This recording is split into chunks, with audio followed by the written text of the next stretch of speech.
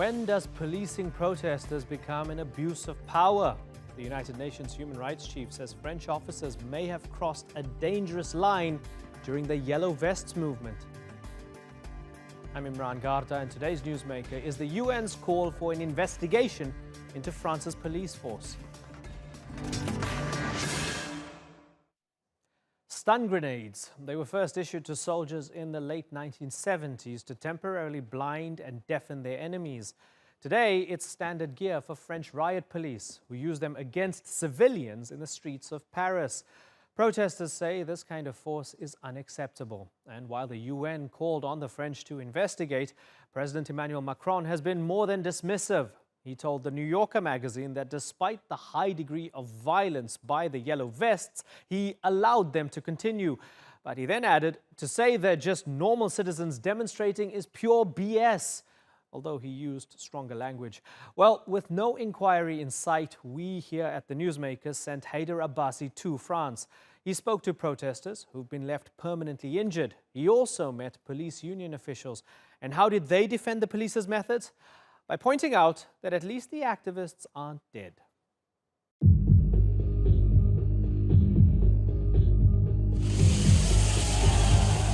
C'était la guerre, quoi. Il y a pas de, c'est plus une manif, c'est la guérilla.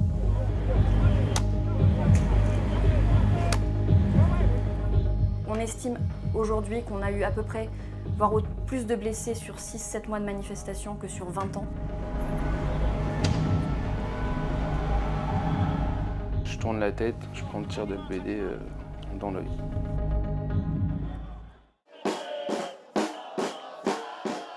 This is what happens in France every Saturday. Thousands of people put on yellow vests and march against the government. Peaceful rallies began in November against a rise in fuel tax. At their peak, around 300,000 protesters would be on the streets. Sometimes there was violence. These days, the rallies are much smaller. But it's not just because people have lost interest.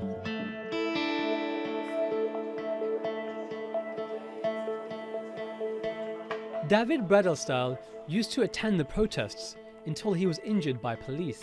Et je me suis écarté, je tourne la tête, je prends le tir de BD dans l'œil.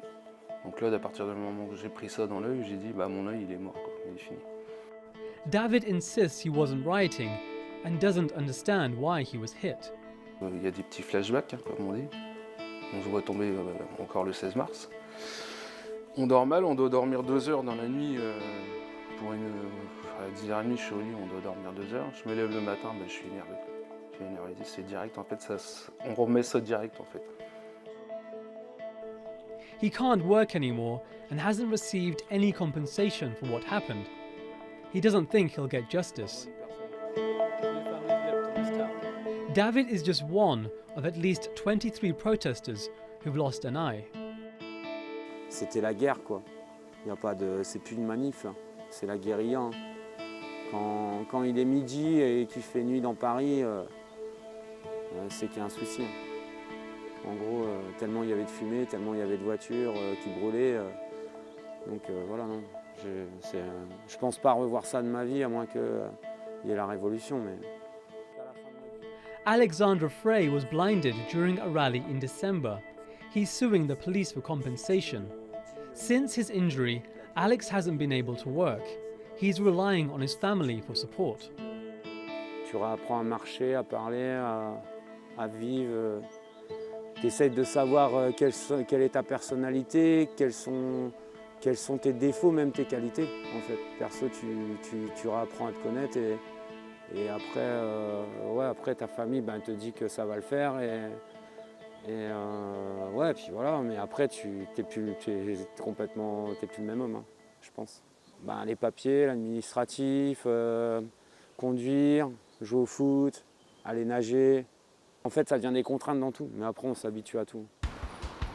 It's here at the iconic Champs-Élysées where fierce clashes between the protesters and police took place. It's also where David and Alex were both wounded. But it's not just the Yellow Vest protesters who were injured during the violence. Eric Roman is the secretary of a police union in Paris. He tells me about the number of officers that have been wounded. Officially, almost 2,000. unofficially many more. Because when you are injured, you don't always say it to the hierarchy. Because you want to stay with your friends. Because when you fight as police officer or as soldier, you fight not only for the state, for conviction, for beliefs, you fight for the man who is beside you. Roman says the police should be praised for not killing the protesters. We do not want protesters to touch, in fact, police officers. So the police officers do not use their weapons. So there is no dead, in fact. It was before 30 years because there was a dead 30 years ago. So now we use every kind of weapon which permit us to keep a long distance between police and protesters. La difficulté aujourd'hui en France, c'est que les forces de l'ordre sont dotées d'un panel d'armes de force intermédiaire qui sont très importants. Marion Gimez is from the NGO Christian Action Against Torture. She's been researching police violence, focusing on the Yellow Vest movement. I asked her about the kinds of weapons officers use. Les lanceurs de balles de défense qui sont responsables d'une vingtaine de personnes qui ont perdu un œil. On a les grenades explosives qui contiennent du TNT, les grenades lacrymogènes instantanées, GLIF-4. On est le seul pays européen à utiliser ce type de grenades lors d'opérations de maintien de l'ordre. Et c'est un vrai problème puisqu'on voit bien que la gravité des blessures paraît dans une certaine mesure disproportionnée par rapport à la réalité de la menace. The UN Human Rights Office has compared France's treatment of protesters to that of Sudan and Haiti. It says French police have used excessive force and has urged Paris to investigate cases of alleged brutality. The government has rejected the comparison. For its part, the Interior Ministry has no regrets about how police have handled the Yellow Vest protests. It says the response has been proportionate. But some in France have seen this sort of police violence before. Most of the Yellow Vest protesters are white and from rural areas. Many from France's minorities say the movement is experiencing what blacks and Arabs have endured for decades. Mamadou Camara's brother, Guy, was shot dead by police in January. He was accused of trying to steal a car. Mamadou rejects the allegation. Mais malheureusement, quand c'est des Noirs, des Arabes, des Roms et des gens du voyage qui sont tués, aujourd'hui, les gens, tout le monde voit comment ça se passe aujourd'hui avec les violences policières qu'il y a. Mais nous, ce que l'on vit dans nos quartiers, c'est pas d'aujourd'hui. Gaï, c'est pas le premier à être tué par la police. Et malheureusement, Gaï, ça sera pas le dernier. Although he has a French passport, Mamadou says he'll always be treated as a second-class citizen. Les gens pensent que vous n'avez pas réussi. Vous avez réussi. C'est une victoire. Parce que vous avez montré au monde entier que l'État français, la justice française est corrompue. That system now faces a big test. Will any officers be held to account for disfiguring protesters? Or will police brutality manage to crush the movement that helped to expose it? Haida Abbasi, The Newsmakers, Paris. To help understand what's happening in France, we're joined now from Paris by Jacques Roland. He's the head of European research at the Global Policy Institute. Good to have you on the program. Is it clear to you that the police were overtly brutal in addressing the Yellow Vest protests? Yes, you can say that because actually a lot of people were injured. But at the same time, you have to admit that the level of violence on the part of the demonstrations were also, or the demonstrators were unprecedented, and therefore much not controlled at all. This demonstration this time, the French police is used to dealing with the big demonstrations. It started in 1968 with the huge riots that took place there, and now since then, every 1 or 2 years, there's been big protest movements leading to sometimes violent actions. But this time they were of very different nature because these movements were not stewarded by unions. It was completely without leaders, uncontrolled. We did not know exactly what they wanted. But at the same time, in this movement, mixed a lot of people, and people from the outside, not interested in the Gilets jaunes, but just wanted to have action, which were black blocs, for example. So the level of violence led to to the police having to resort to new tactics and also to use new forces who are different from the gendarmes and CRS who are traditionally used Right. in order to take care of this Right. demonstration. But Jacques, when we look at the aftermath, the fact that those flashballs and sting bell grenades were used, and when we see that people were blinded, they were mutilated, people lost arms and testicles and eyes and all sorts of things, with all of that in mind, should the state be looking at it now and saying, perhaps, even though there were militant elements within the protests, we shouldn't have done that? Yes, they're thinking that maybe we should have responded differently, but as they said, they were taken by surprise and they started applying. The French police thinks they are the kings when it comes, the world leaders when it comes to maintaining public order, and don't often look at other forces experienced in other countries. So now this time, after these riots, the Home Secretary Castaner has said that they would be looking back at the way they handle such Yeah. demonstrations, Right. and they might be inspired by the model, by other models such as the German or the British models of crowd Right. control. Jacques, did you read Emmanuel Macron's interview in The New Yorker? When was that? It just came out in Monday. Something interesting, by the way, so I'll bring you up to speed. Yeah. When he was okay. asked if he feels he could have done more or he should have responded more aggressively, he said, I did that because I didn't want to reduce the level of freedom in this country, i.e., not going stronger. He said, I think that would have been a mistake. But this is the interesting line for me. He said, but to think that we are just speaking about normal citizens demonstrating, I mean, that is pure BS. That's what he said. So, I mean, if you're a protester, if you weren't one of those people who actually committed an act of violence, you were just there protesting fuel taxes, angry, upset that things are not going well, and your president says this about you, that you're not a normal citizen demonstrating, you're not going to be very happy about that, are you? No, maybe the choice of words might not be the best, but it's true. It's a fact that people who went and took part in these demonstrations after the 1st of December, when we saw this level of violence around the Arc de Triomphe and the level of police response, because now the French police has been using rubber bullets and LBDs, which have been the main reasons for the injuries, they should know that when you get into such unauthorized, very often demonstration, you run a risk.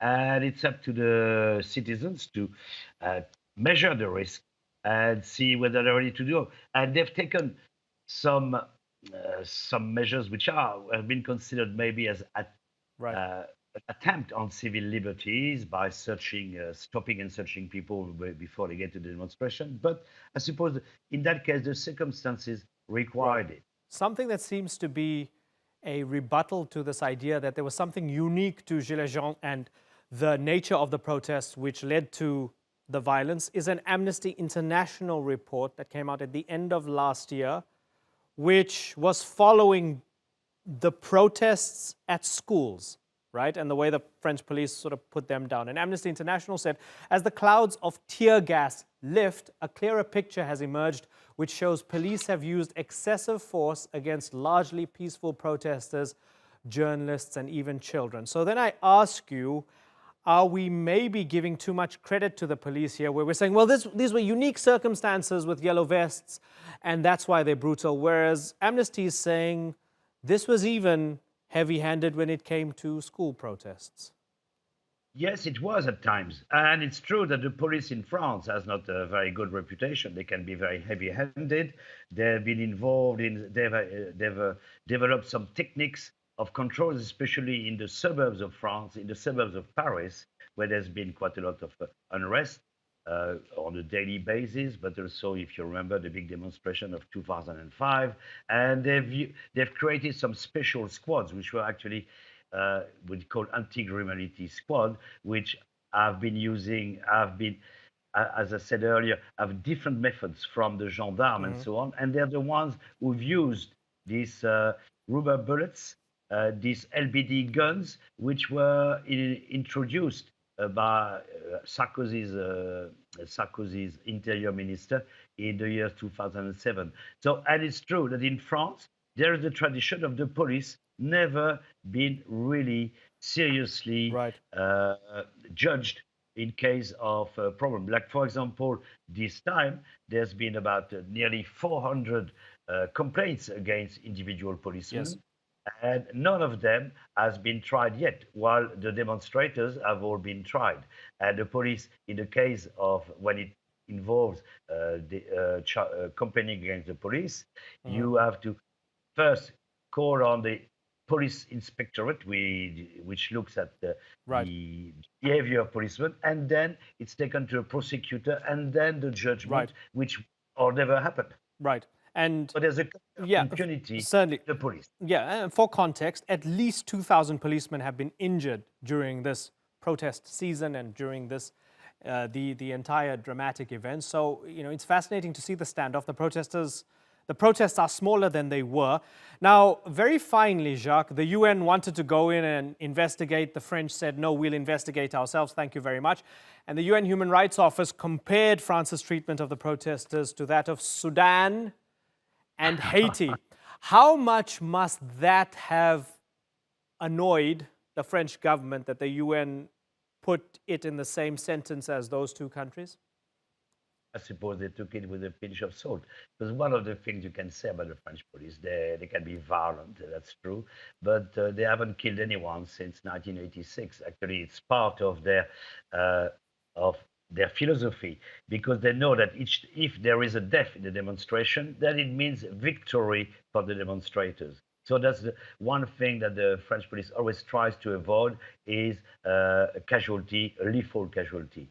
They have injuries, and there's been many over the last few years, whether in student demonstration, whether in a demonstration against homosexual marriage, etc.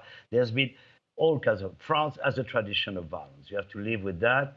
France accepts it, the people accept it. And you know, if you go to, even in my young days, myself, I've been beaten up by policemen demonstrating. It's part and parcel of growing up in France. We know that we have a police force which can be very heavy-handed, but at the same time, we also know that we have the protection of the law. We have we can have solicitors, but it's true. It's very difficult to to sentence the police when they're doing wrongly, as has been the case, in many affairs in the last few years, especially in the Paris suburbs, where young men died as a result of police action, not part of demonstration, but police control. Yeah, something that we want to discuss and broaden this out to, maybe at another time, is the concept of racial and economic disparity when it comes to how the police deal with different French citizens. I want to do that with a panel because I think that would be fascinating to explore. But for the moment, let me thank you, Jacques. Jacques Reland, thanks for joining us on the Newsmakers. Donald Trump's pledge earlier this month to take 1,000 soldiers from Germany and send them to Poland has been praised by the Polish, condemned by the Russians, and viewed with skepticism by the rest of NATO. Because after all, what can moving 1,000 soldiers really do? Well, it could signal to the Kremlin that the White House stands by Warsaw, but it could also be an intentional slap directed at Berlin. Trump has repeatedly indicated that he might move US military bases out of Germany and restation them in an Eastern European country that's friendlier to his administration. And if that happens, the effects on the NATO alliance, along with the EU economy, could be dramatic. With more on this, here's Abu Bakr Shamahi.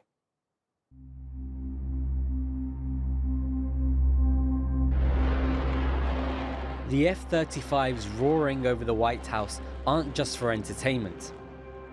They're to give Polish President Andrzej Duda a glimpse of the new fighter jets Poland has just ordered.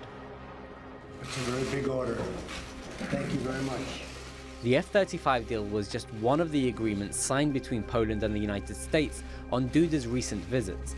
But perhaps the most attention-grabbing was the news that 1,000 extra US soldiers would be sent to Poland. Będzie więcej amerykańskich żołnierzy w Polsce, będzie to wzmocniona współpraca, będzie to trwała obecność, która będzie się stopniowo, mam nadzieję, rozwijała pod względem i ilości żołnierzy, ale także i pod względem infrastrukturalnym to jest bardzo ważne. Poland's ruling Law and Justice Party has wanted more US involvement in Poland since it came to power in 2015. They say it's a necessary defensive measure, especially since Russia annexed Crimea from Ukraine. But Russia sees increased American military involvement in Poland as a threat. For Moscow, it's more evidence of Western expansion into areas Russia sees as belonging to its own sphere of influence. We see these moves as an element of destabilization of the military and political situation in Europe and a threat to Russia's national security. The US-Polish relationship has been strong under President Donald Trump. Poland has hosted joint military exercises and has backed Trump's nationalist agenda, as well as giving the US president a rare warm welcome on a foreign visit.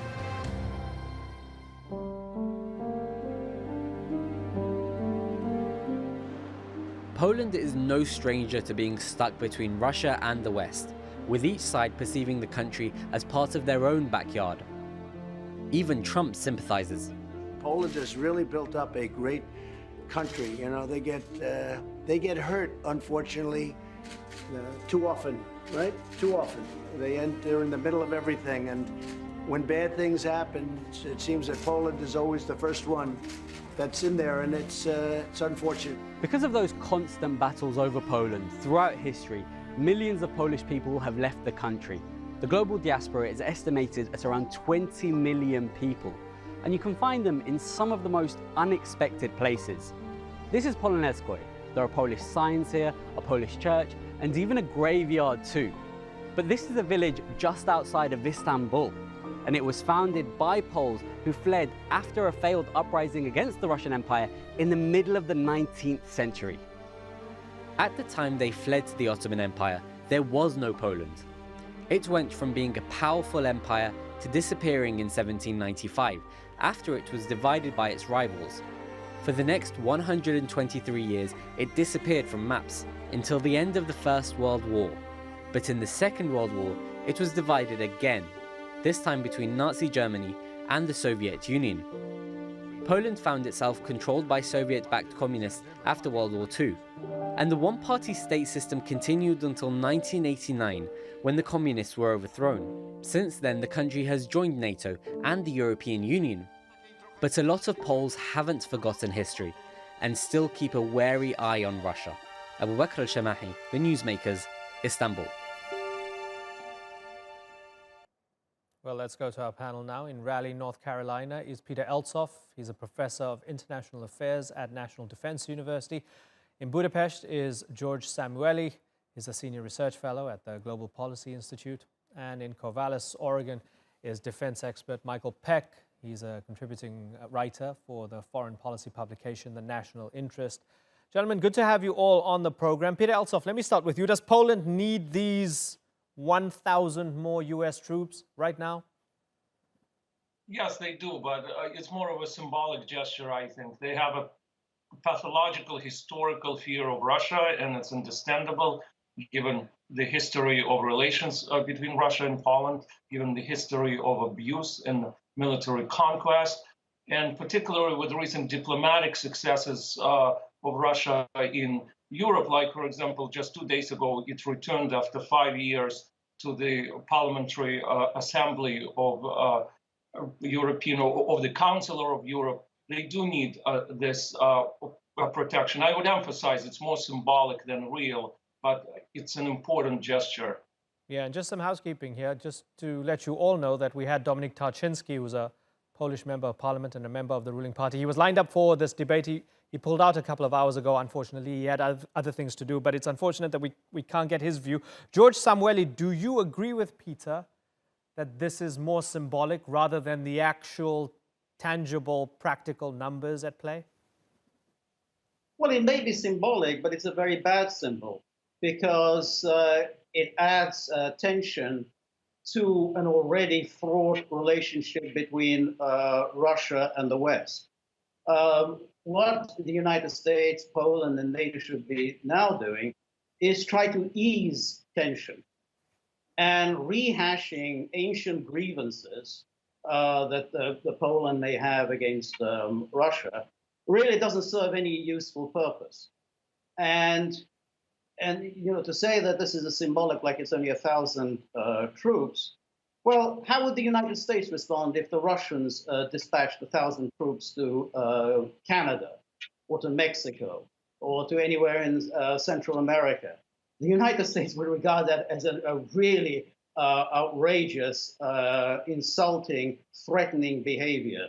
So, let's try and put ourselves into Russia's shoes and see how they respond to an unnecessarily provocative act. Michael Peck, in order for us to try and understand how the Russians are responding, I guess we could look at Deputy Foreign Minister Sergei Ryabkov, who was quoted in Russian media as saying this reflected aggressive intentions on the part of the Trump administration by putting those soldiers in Poland. Why is Trump doing this now?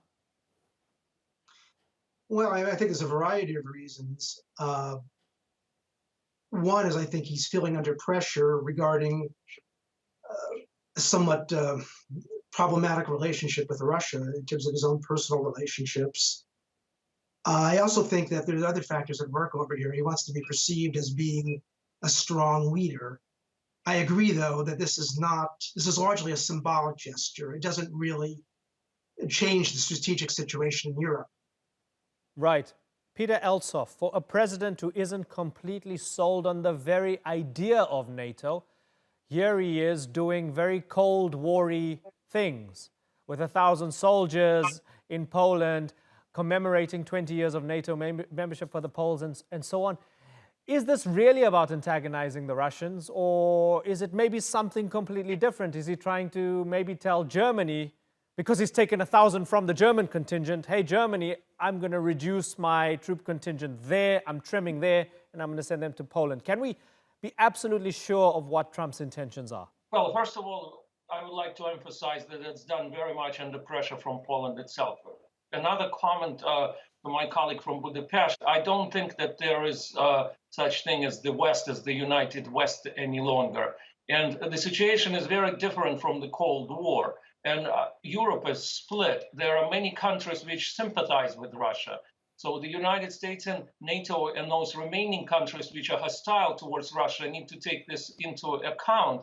So I wouldn't take it in the context of either NATO or the United West, as it doesn't exist anymore, or even the United Europe, that it arguably doesn't exist anymore, as we just saw in the European Parliamentary Assembly. So, I would take it more on a bilateral relations between the United States and Poland, and maybe countries like, say, Baltic states or Northern Europe. So it's a totally different situation than the situation in the Cold War. And Russia had very many diplomatic and other successes in Europe. Like, for example, in Bulgaria, the president is very pro-Russian. The relations with Turkey, between Russia and Turkey, are pretty good today. So it's a very different situation. Do you think, just to address the Germany issue, do you think that this could be a message to the Germans? It could be, definitely. It could be a message to the Germans, but I wouldn't overemphasize that. I think, yes, from the United States, it is a message to the Germans saying that Germans are becoming more and more pro-Russian. I see. Just recently, the former Chancellor Schröder openly said that all the sanctions need to be removed.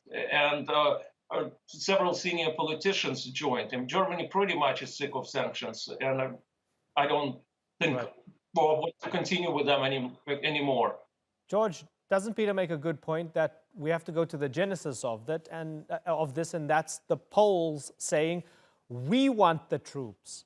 We want the F-35s. We want the stronger relationship with the United States. It wasn't America making the offer. Poland does not call the shots when it comes to US foreign policy. If the US does not want to do something, it will not do it. If Poland wanted to do something that the United States disapproved of, the United States would make its feelings clear very, very quickly, just as it made its feelings very clear to the Germans over Nord Stream 2 and to the other members of the JCPOA over Iran. The United States makes its feelings very clear. So therefore, Poland is not the one that's calling the shots. It is the US Cold War hawks who have decided upon this venture, just like it's the US Cold War hawks who want to get the US ever more closely involved in the war in Ukraine. And this is all leading to an unnecessary tension within Europe, which is very much favored by the Cold War hawks, who, fortunately, or rather unfortunately for the rest of us, have a ready, a willing, and able ally in Poland and in the three Baltic states. Michael Peck, is that accurate, that this is just an expression of the policy desires of the people that George calls the US Cold War hawks? I would say it's a continuation of policies that go back all through the Cold War. Russian aggression has been an issue for the US and the West for decades. What's changed is that the expansion of NATO and the proximity of NATO troops now, American troops in particular, to the Russian border. But this isn't a new issue. Containment, keeping Russia at bay is not new. Right. Peter Elsoff. So the Americans play their card. And I guess, to your point earlier on, Poland wanted more American troops, and they agreed on 1,000. I know Poland wanted much more, according to earlier reports. So now the Russians look at it. East of Poland, perhaps in Belarus, is the natural consequence of this that the Russians go and boost their presence there, because Lukashenko, even though he kind of plays both sides, he's still an ally of the Russians. Do they go and boost up Belarus on the other side of the border? Yes, most likely. But I would like to return for a second to Poland. I would like, to me, it seems a little bit derogatory towards Poland to downplay their role. I mean, not everything is decided in Washington. And Poland, as you just mentioned, they would love much more. And we still don't know whether Fort Trump, so-called Fort Trump, will be built. There are some hotheads in Poland who would like to see nuclear weapons there. So what the United States have done is actually very little compared to what Poland would like to see to be done there. And yes, Russia probably will respond, but I would not overplay, again, the significance of their response. There are already troops and nuclear heads in Kaliningrad, very close to Poland. So the geopolitical situation will pretty much remain the same. But again, I would like to say that the decision, to my knowledge, the pressure from Poland was very strong for years and years.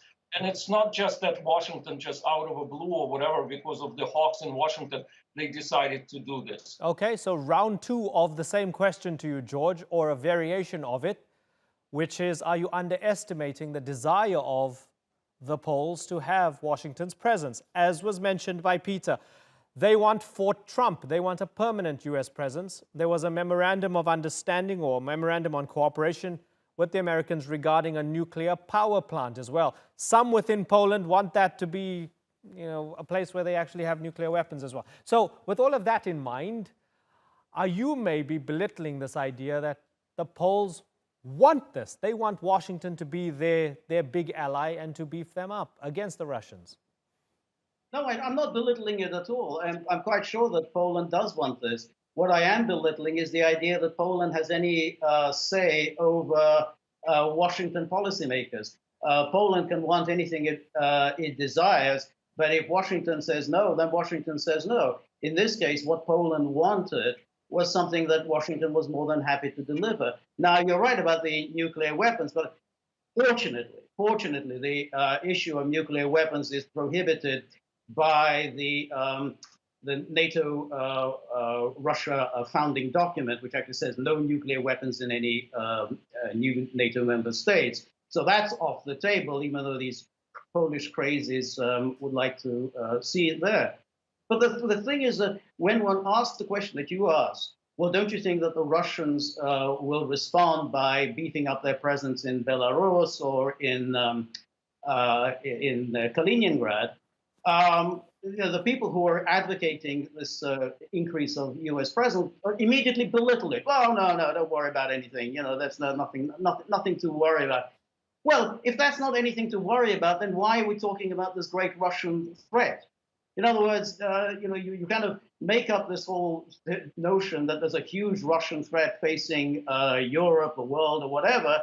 And when one says, well, if there really is that threatening, maybe they'll just do something. Maybe they'll increase their presence in Belarus. Immediately that's dismissed. No, don't worry about anything. Peter? So there's a little bit of hypocrisy involved here. Peter, respond to that.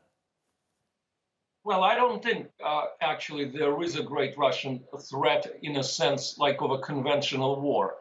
Clearly, Putin is not, he is not an idiot. He's not planning to go and conquer Poland again or roll with tanks to like Paris. So the threat is more as in a form of a hybrid warfare and maybe with some Baltic states. So I would say it's more of a kind of a game and a containment game on both sides.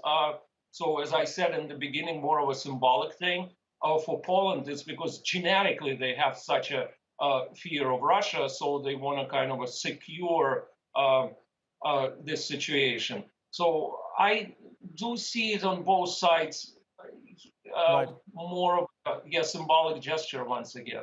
Michael Peck, very finally, is Poland still precariously balanced between the West and Russia? Due to its geography, yes, that's its unfortunate position.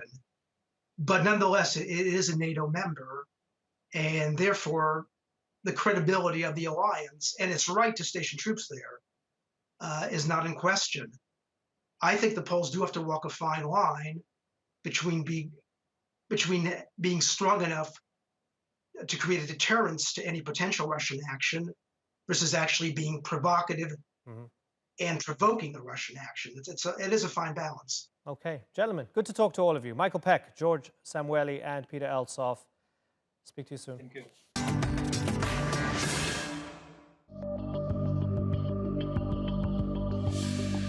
I have a message to the entire world. Moldova is finally free. And we would like to thank everybody who helped us in these difficult times. They call her the leader of Moldova's silent revolution. The new pro-EU Prime Minister, Maia Sandu, established a coalition with the pro-Russian socialists after months of political turmoil.